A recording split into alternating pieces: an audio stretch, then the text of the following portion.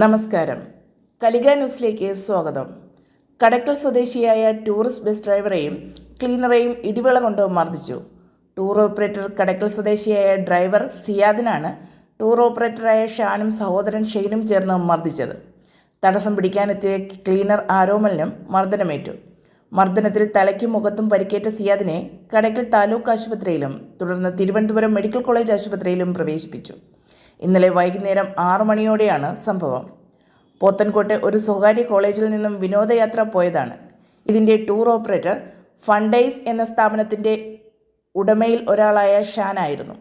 2 ബസ്സുകളാണ് വിനോദയാത്രയ്ക്കുണ്ടായിരുന്നത്.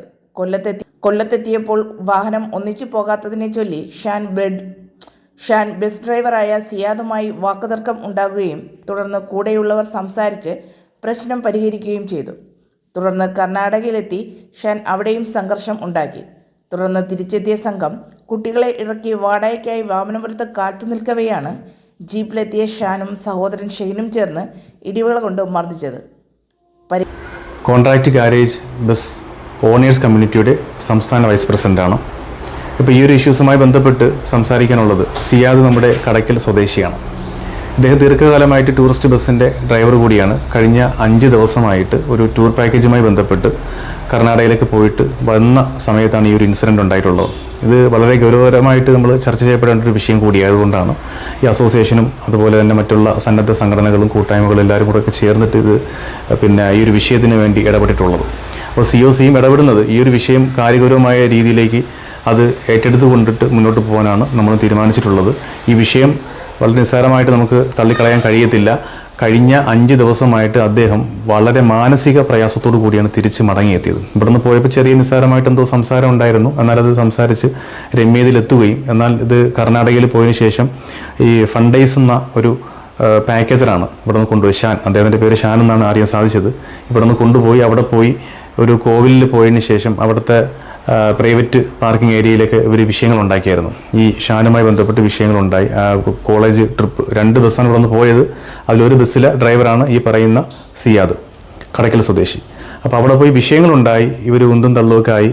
അവിടെ നിന്ന് അറിയാൻ സാധിച്ചത് ചെടിച്ചട്ടിയൊക്കെ എടുത്തിട്ട് സെക്യൂരിറ്റീൻ്റെ തലക്കടിച്ച് അങ്ങനെ വിഷയങ്ങളുണ്ടായി. അവരെ ബസ്സുകൾ അവിടെ പിടിച്ചിടുകയും അതുപോലെ തന്നെ കൂടെ പോയ അധ്യാപകർക്കും വിദ്യാർത്ഥികൾക്കൊക്കെ അടി കിട്ടുന്നൊരവസ്ഥയൊക്കെ ഉണ്ടായി. അപ്പോൾ ഇതെല്ലാം അവിടെ കഴിഞ്ഞ് അവിടെ നിന്ന് എങ്ങനെയെങ്കിലുമൊക്കെ സോൾവ് ചെയ്ത് അവർ തിരിച്ചിവിടെ വന്ന് വാമനപുരത്ത് വന്ന് ആളെയൊക്കെ ഇറക്കിയതിന് ശേഷം അവിടെ വെച്ചിട്ടാണ് പിന്നെ ഈ സിയാദിനെ ഇവർ മൃഗീയമായിട്ട് മർദ്ദിച്ചത്. അപ്പോൾ മർദ്ദിച്ച വീഡിയോസിലൊക്കെ നിങ്ങൾ കണ്ടിട്ടുണ്ടാകും. കണ്ണിൻ്റെ ഒരു ഭാഗത്തേക്ക് ആഴത്തിലുള്ളൊരു മുറിവുണ്ട്. അവിടെ നിന്ന് ബ്ലീഡിങ് ഉണ്ടായിരുന്നു. അപ്പം ഞരമ്പുകൾക്ക് ചെറിയ പിടച്ചിൽ വരികയും അവിടെ വീക്കായിട്ടുണ്ടായ ഇഷ്യൂസൊക്കെ ഉണ്ടായിട്ടുണ്ട്. ഇന്ന് രാവിലെ ബാലൻസിങ് ഇഷ്യൂസ് ഉണ്ടായിട്ടുണ്ടായിരുന്നു. അതുപോലെ തന്നെ ഹെഡേക്ക് വന്നു. അപ്പം അദ്ദേഹം മെഡിക്കൽ കോളേജിൽ അഡ്മിറ്റാണ്. രാവിലെ കടയ്ക്കൽ താലൂക്ക് ആശുപത്രിയിൽ വന്ന് ട്രിപ്പൊക്കെ ഇട്ട് മെഡിസിനൊക്കെ എടുത്തിട്ടാണ് പോയത്. പിന്നെ അവിടെ നിന്ന് നേരെ അങ്ങോട്ട് മെഡിക്കലിലേക്ക് ഷിഫ്റ്റ് ചെയ്തു. കാരണം അവരെ കയ്യിലിരുന്ന ഒരു വളയം ഉപയോഗിച്ചിട്ട് ഇദ്ദേഹത്തിൻ്റെ തലയ്ക്ക് ഇടി കിട്ടുകയും ആ ക്ഷതം വന്നതിന് ശേഷം ഉണ്ടായ ആ ഒരു ഇഷ്യൂസാണ് ഇപ്പോൾ കണ്ടിന്യൂസ് ആയിട്ട് ഇങ്ങനെ വന്നുകൊണ്ടിരിക്കുന്നത്. അപ്പം ആ ഒരു ഹെൽത്ത് ഇഷ്യൂസ് ഇപ്പോൾ കാര്യമായിട്ടുണ്ട്. അതുകൊണ്ട് തന്നെ ഒബ്സർവേഷനിലാണ്, മെഡിക്കൽ കോളേജിലാണ്.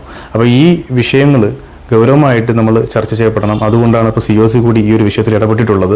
അതുപോലെ തന്നെ മറ്റുള്ള സന്നദ്ധ സംഘടനകളും യൂണിയൻ ഭാരവാഹികളും ഒക്കെ ഈ ഒരു വിഷയത്തിൽ ഇടപെട്ടുകൊണ്ടിരിക്കുകയാണ്. നമ്മൾ പോലീസിൽ പരാതി കൊടുത്തു. വെഞ്ഞാറമൂട് പോലീസ് സ്റ്റേഷനിലാണ് പരാതി കൊടുത്ത് FIR ഇട്ടിട്ടുള്ളത്.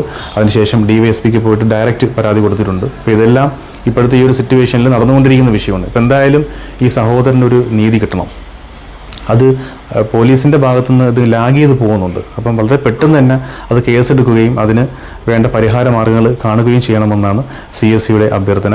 അപ്പോൾ ഇത് എന്തായാലും നമ്മൾ നിസ്സാരമാക്കി തള്ളിക്കളയാൻ ഉദ്ദേശിക്കുന്നില്ല. ഈ ടൂറിസ്റ്റ് ബസ് പ്രസ്ഥാനത്തിലുള്ള എല്ലാ ഡ്രൈവർമാർക്കും തൊഴിലാളികൾക്കും അവർക്കൊരു സേഫ്റ്റി കൊടുക്കാൻ നമ്മൾ ബാധ്യസ്ഥരാണ്.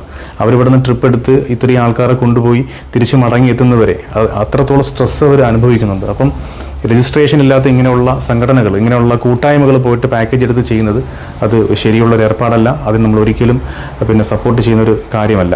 അപ്പം രജിസ്ട്രേഷൻ ഇല്ലാത്ത പാക്കേജർമാരാണെന്നുണ്ടെങ്കിൽ അതിന് തീർച്ചയായിട്ടും നമ്മൾ നിയമപരമായ രീതിയിൽ നേരിടാൻ വേണ്ടിയിട്ടുള്ള തയ്യാറെടുപ്പ് കൂടി നടത്തിക്കൊണ്ടിരിക്കുകയാണ്. ഈ ഒരു വിഷയത്തിൽ ഗവൺമെൻറ്റിൻ്റെ ഭാഗത്തുനിന്നും പോലീസിൻ്റെ ഭാഗത്തുനിന്നും എല്ലാ നിയമ സഹായങ്ങളും ഉണ്ടാവണമെന്ന് അഭ്യർത്ഥിക്കുന്നു. പരിക്കേറ്റ സിയാദ് വെഞ്ഞാറമൂട് പോലീസിൽ പരാതി നൽകി.